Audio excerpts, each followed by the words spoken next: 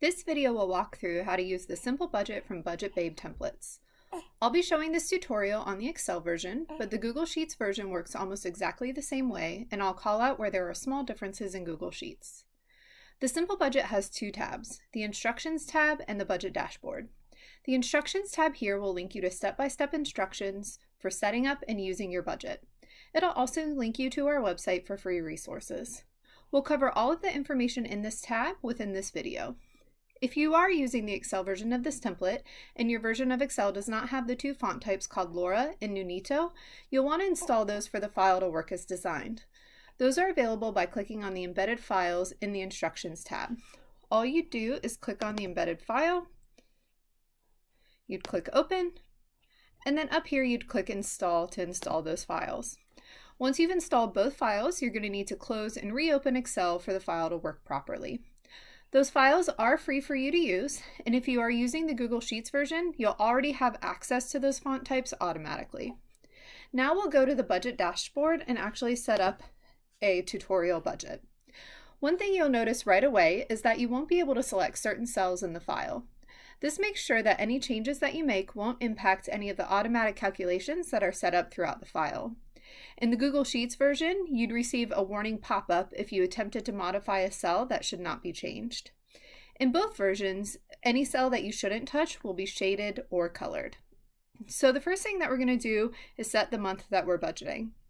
I'm going to keep this as March 2023, but you can see if you did need to change the month, all you do is select the month, click the drop down, and select the month that you wanted to budget. If you needed to change the year, you just select that cell and enter a 4-digit year. The next step will be to select currency. The default is the dollar, but let's say you're in Europe. All you need to do is change the symbol in the box here to the euro, and that change would carry through the template. I'm based in the US, so I'm going to keep this as the dollar for now. Next, we're going to set up our budget subcategories. This is really where we can make the budget personal and custom to you. You can add up to 10 income subcategories, up to 15 savings subcategories, and then up to 30 bills, expenses, and debt subcategories. With your purchase, you received a PDF file that gives ideas on what subcategories may fall under each category. The instructions also give examples of the most common subcategories, but that PDF reference guide gives a much more comprehensive list, so we definitely recommend checking that out as you set up your subcategories. The PDF came with your purchase, but can also be accessed via the Instructions tab. As we set up subcategories, we're also going to enter our planned budget for those subcategories. This is essentially what you think you're going to spend in each subcategory. If you've never planned a budget before, I'd recommend looking at your most recent 3 months of income and spending and using those averages as a starting point. For this demonstration, I'm going to keep the subcategories pretty simple. So for income, I'm going to have 3 income subcategories. And I'm going to start by clicking income number 1 here to enter them. So I'm going to do paychecks, side hustle, and resell. Now, one reminder and note about paychecks, this budget works for any pay frequency.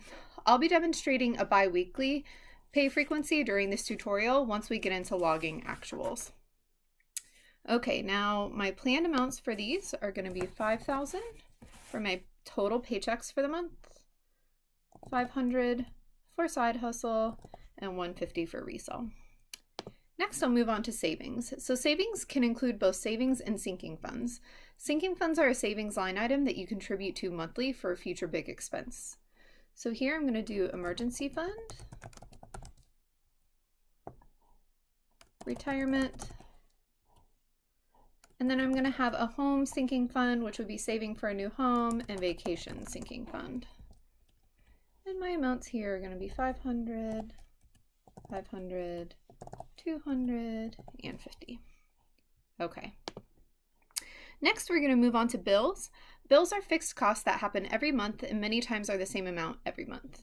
So for this example, I'm going to have mortgage, cell phone, utilities, and internet. Okay, you'll notice under bills and debt, you will want to enter a due date. I recommend just adding the day of the month that these are due as a reminder for yourself. So here I'm going to say that my mortgage is due on the 5th, cell phone's due on the 1st, Utilities are due on the 10th, and internet's due on the 12th. And then I'll enter my planned amounts. We're going to do 1,500, 50, 100, and 50. Okay. Next, we're going to move on to expenses. Expenses are costs that may or may not happen every month, and the amounts are typically going to vary each month. So I'm going to do groceries here, food delivery, entertainment, gas, daycare, and kids miscellaneous. Now, a tip about expenses, you can make these as specific or as general as you want. You'll notice here I did a kid miscellaneous line item. This for me is going to include things like clothing, school supplies, sports and extracurricular supplies that they need. If you wanted to, you could create a line item for each of those. You can make it as specific or as general as what works for you.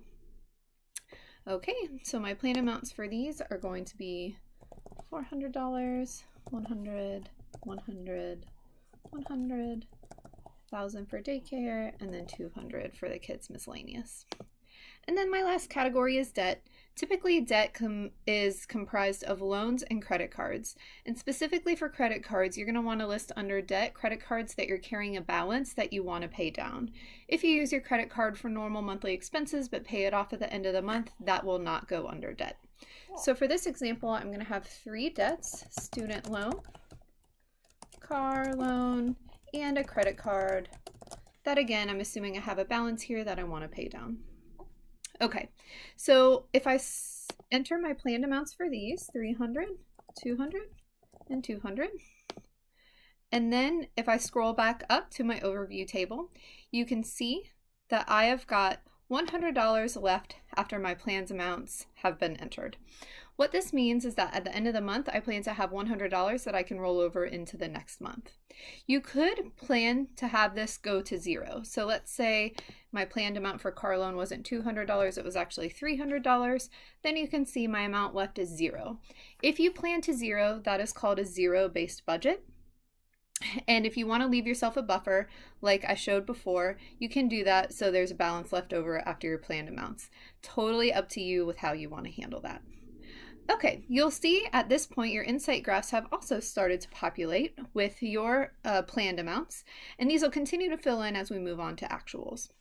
The last step to set up the budget for the month, if you choose to, is to scroll down here and record any monthly goals or to-dos that you have for the month. If you do decide to use this feature during the month, once you actually complete the goal or the to-do, you can select the check mark to mark it as complete. So at this point, your budget is set up and ready for you to begin the month. Now I'll demonstrate how you'd actually begin logging actuals right here on the transaction log tab. You wouldn't start to do this until you've actually started the month and started to have real transactions. The transactions you record here will flow to the rest of the budget dashboard. So I'm going to input several demo transactions now.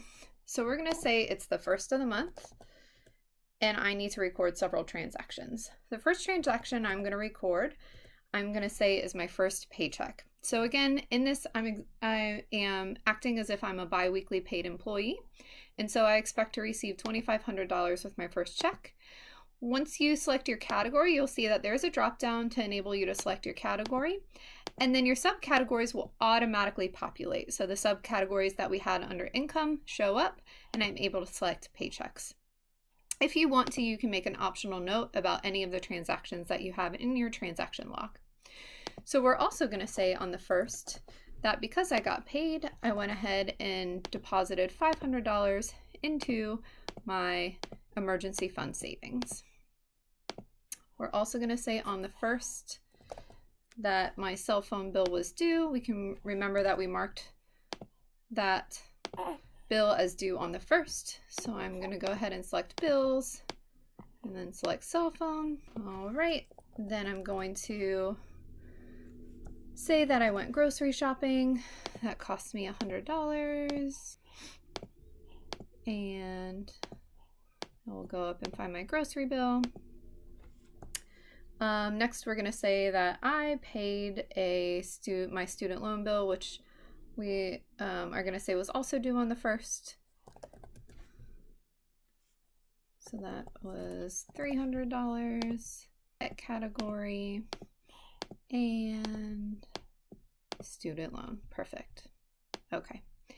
So now if we scroll back up, you can see those actuals that I have logged have started to populate under my categories under their specific subcategory, and that my insight graphs have also started to update. Here now you can see how our actuals are trending versus our planned. You can also see how much we have left to spend. This is just based on how much income we've logged, less the expenses and savings that we've also logged. And then you can also see how your spending is breaking down across your categories. And again, this is all dynamic insight, so as you continue to log actuals, all of these insight graphs will change for you automatically. Now there's a feature within the Simple Budget to help you keep track of your bills and debts. Once you enter your bills and debts into your transaction log, you have the option of selecting a check mark here to mark it as paid. So in the transaction log, we already paid our cell phone. I'm going to go ahead and mark that as paid. And over here on student loan, we said that was due on the 1st. I'm also going to mark that as paid. So one note about expenses, you can see here that I had a $100 grocery expense. If I go back into the log tab, and let's say that a week later I wanted to log a second grocery expense. So I'm going to say that it was the 8th. And I spent another $100 on groceries.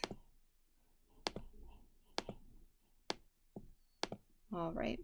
If I scroll back up now, under groceries, my subcategory, you can see that it's now reflecting the additive total of $200 that I've spent on groceries. So any transactions you log individually will automatically get added together under your subcategories within the budget dashboard. Now I'm going to go back and pretend I logged a final grocery trip for the month. Let's say it was on the 15th, and I spent $300 this time. It was a bigger grocery trip. All right. If I scroll back up now, you can see now that additive total is again reflective of all 3 grocery trips for $500. At the end of the month, you can use this percent plan column to help you adjust your budget in future months. So for example, let's say that we planned here $400 for groceries, but you can see our actuals are coming in at $500, which means we spent more than 100% of our plan. If you spend more than 100% of your plan in any subcategory, you may want to adjust your planned budget in future months to account for higher costs. So here, groceries are running at 125% of plan, so in future months, I might want to account for higher grocery costs. To move on to the next month, all we're going to need to do is copy our budget dashboard tab. So what we'd do is we'd right click on budget dashboard here, we'd select move or copy. I'm going to click move to end and then create a copy. And we're going to press OK. And you can see that my budget dashboard has now duplicated itself. So here I would go into the month. I'm going to select the next month. This is now going to reflect April. And then you can also go and make any adjustments to your planned budget or your planned amounts, or add or delete any subcategories that are no longer relevant for you. The last thing we'd do is we'd come down to the transaction log tab in our new month, and we delete everything out so we can start our actuals fresh for the month.